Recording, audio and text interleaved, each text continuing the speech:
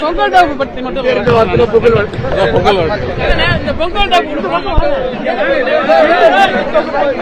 அமைதி கொஞ்சம் சைலண்ட்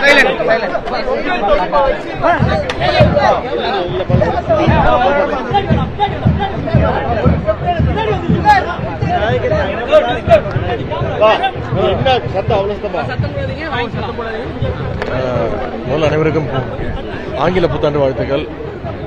பொங்கல் தமிழர் திருநாளை முன்னிட்டு முதலமைச்சர் அவர்கள் இந்த வருடம் தமிழ்நாட்டில் உள்ள அனைத்து ரேஷன் அட்டைகளுக்கும், அதாவது 2,22,00,000 ரேஷன் அட்டைகளுக்கு பொங்கல் பரிசு தொகையாக ரொக்கமாக 3000 ரூபாயும், அப்புறம் ஒரு தரமான வேஷ்டி சேலை, 1 கிலோ பச்சரிசி, 1 கிலோ சர்க்கரை, அப்புறம் ஒரு கரும்பு ஆகியவற்றை பொங்கல் பரிசாக முதலமைச்சர்கள் அறிவிச்சிருக்கிறாங்க. நம்முடைய சேப்பாக்கம் திருவள்ளிக்கேணி தொகுதியில் கிட்டத்தட்ட 65,000 ரேஷன் அட்டைகள் இருக்கின்றன. முதல் கட்டமாக இன்னைக்கு துவங்கி வருகின்ற 14ஆம் தேதி வரைக்கும் ஏற்கனவே டோக்கன்கள்லாம் கொடுக்கப்பட்டு முறையாக இந்த பரிசு தொகுப்பு பகுதி மக்களுக்கு கொடுக்கப்பட இருக்கின்றது.